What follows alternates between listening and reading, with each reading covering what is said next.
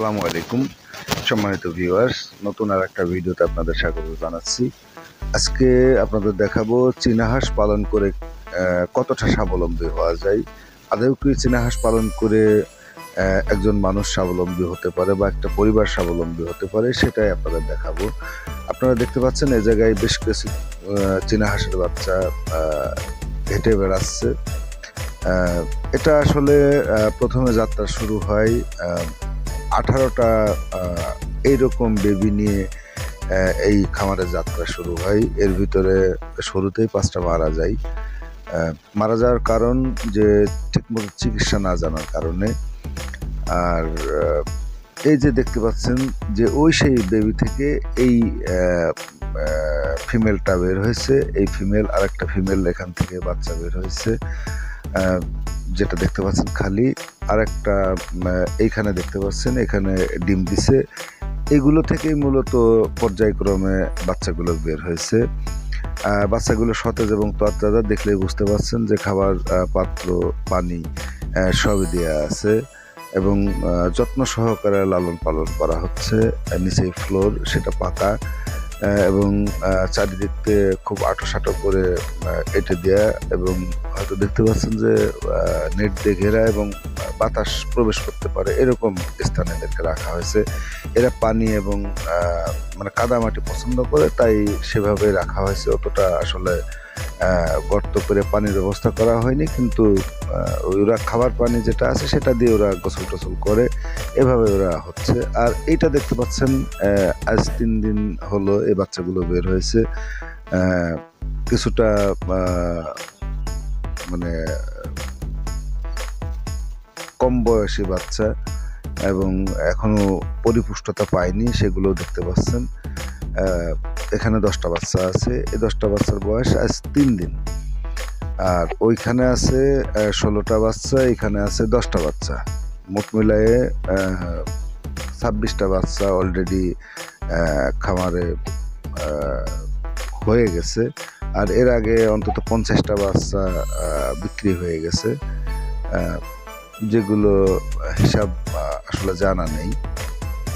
অর্থাৎ এই খামার করার পর থেকে বেশ কতগুলো বাচ্চা বিক্রি করা হয়েছে। এর ভিতরে যে সাদা বাচ্চাগুলো আছে, সেই বাচ্চাগুলো লালন পালন করা হবে ভবিষ্যতের জন্য। শুধু সাদা বাচ্চা, কালোগুলো সব হয়তো হাত বদল করা হবে। সেটা এই খামার থেকে অন্য খামারে চলে যাবে, সেখানে ওরা প্রতিপালন হবে।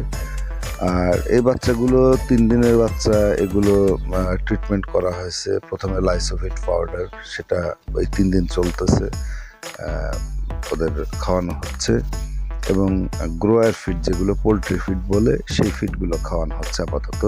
আর নিচে যে 16টা বাচ্চার কথা বলছিলাম, সেটা দেখতে পাচ্ছেন। এটা আছে, কিছু আছে 1 মাস বয়সী, কিছু আছে 15 দিন বয়সী, কিছু আছে 1 সপ্তাহ বয়সী।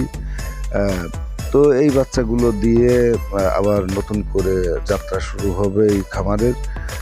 পিছনে যেটা দেখতে পাচ্ছেন সাদা বাচ্চা, ওইটা, ওর সামনে একটা ছাই কালারের বাচ্চা, এইটাই প্রায় 1 মাস বয়স। আর মাঝখানে যেটা দেখতে পাচ্ছেন, এটার বয়স 1 সপ্তাহ। 1 সপ্তাহ আগে বাচ্চাগুলো ফুটছে, বেশ তরতাজা এবং হাঁটাচলা মুভমেন্ট দেখে আপনারা বুঝতে পারছেন যে বাচ্চাগুলো সতেজ এবং সঠিক অবস্থানেই আছে।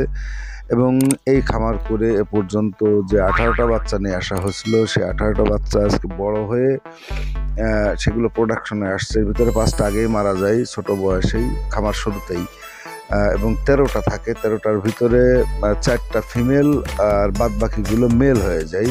সেই মেলগুলো কিছু নিজেদের পরিবারের খাওয়ার জন্য ব্যবহার করা হয়েছে, 3টা বোধহয় বিক্রি করা হয়েছে, আর কিছু আত্মীয় স্বজনকে দেওয়া হয়েছে।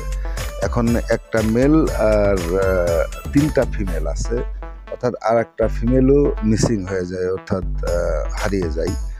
তো এখন 3টা ফিমেল দিয়েই কিন্তু এই খামারটা চলতেছে। প্রথমে একটু হোঁচট খেতেই হয়, কারণ খামারের অভিজ্ঞতা না থাকলে যেটা হয় সেটাই আর কি হয়েছে। এখন যে বাচ্চাগুলো হয়েছে এর থেকে সেই বাচ্চাগুলো দিয়ে আবার নতুন করে খামার করা হবে। এর থেকে যে ফিমেল বাচ্চাগুলো বের হবে সেগুলোই আসলে প্রোডাকশনে আসবে। আর মেল বাচ্চাগুলো তার প্রোডাকশনে আসে না। মেলগুলো বিক্রির উদ্দেশ্যে প্রতিপালন করা হয় বা পালন করা হয়। সেটা থেকেও বেশ টাকা আয় হয়, কারণ এর মাংস 4 থেকে 5 কেজি পর্যন্ত হয়ে থাকে। মানে 3 থেকে 5 কেজি এর ভিতরে এর মাংসগুলো হয়ে থাকে এবং বাজারের চাহিদাও ভালো। বাজারে নেয়া লাগে না, বাড়ির উপর থেকে বিক্রি হয়ে যায়। যদি কারোর ইচ্ছা থাকে যে চীনা হাঁসের খামার করব, তাহলে সে অন্তত খামার করে আমার মনে হয় স্বাবলম্বী হতে পারে। যদি তার একাগ্রতা, একনিষ্ঠতা থাকে, তাহলে অবশ্যই এগুলো থেকে স্বাবলম্বী হওয়া যায়। মানে সামান্য এক্সপেরিমেন্ট হিসেবে আমি যে শুরু করছিলাম সেটা কিন্তু এখনে দাঁড়িয়ে গেছে। কারণ যে 5টা ফিমেল ছিল, 5টা ফিমেলের ভিতরে 4টা ফিমেল ছিল, 4টা ফিমেলের ভিতরে 3টা বেঁচে আছে। 3টা দিয়েই কিন্তু এখন এই খামারটা কিন্তু প্রায় দাঁড়ানো অবস্থায় চলে আসছে। আর প্রাথমিক অবস্থায় আসলে ট্রিটমেন্ট সবাই জানে না। ট্রিটমেন্টটা যদি ভালো করে করা হয়, ওষুধপত্র যদি ঠিকভাবে করা হয়, ভ্যাকসিন যদি করানো হয়, তাহলে মৃত্যুর হার খুবই কম থাকে। আমি মনে করি বসে না থেকে যদি একটা খামার করা হয়, এরকম দেশি হাঁস আসলে ছেড়ে পালন করা হয়, প্রাকৃতিকভাবে হয়, এগুলো ঠিকই একইভাবে হয়। কিন্তু দেশি হাঁস যেভাবে ডিম দেয়, সেই ডিম যে বিরতিতে চলে যায়, বিরতিতে গেলে ডিম পাড়তে 6 মাসও লেগে যায়। কিন্তু এই হাঁসগুলো ডিম ফুটে বাচ্চা বের হওয়ার পরেই 4 থেকে 5 দিন, সর্বোচ্চ 1 সপ্তাহের ভিতরে আবার ডিম পেড়ে দেয়। আবার 12, 14টা, 15টা, 16টা ডিম পেড়ে আবার মানে তা দিতে শুরু করে। আপনারা দেখতে পাচ্ছেন যে এই হাঁসটা বসে আছে, প্রায় 1 মাস হতে চললো। নিজের বাচ্চা নিজেই ফোটাচ্ছে, কোনো ঝামেলা নেই। আর এখানে আরেকটা ডিম পাড়ছে।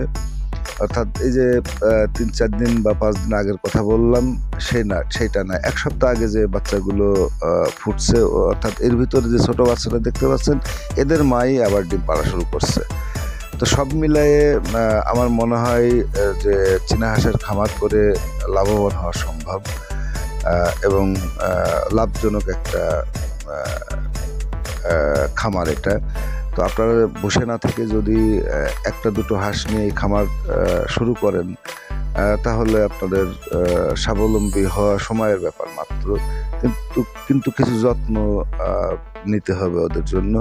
যে যত্নগুলো না নিলে হবেই না, সেগুলো আপনাদেরকে নিতেই হবে। আর যত্ন করলে খামারটা একটা পরিপূর্ণতা পাবে। তো যাই হোক, অনেক কিছু বললাম আপনাদের।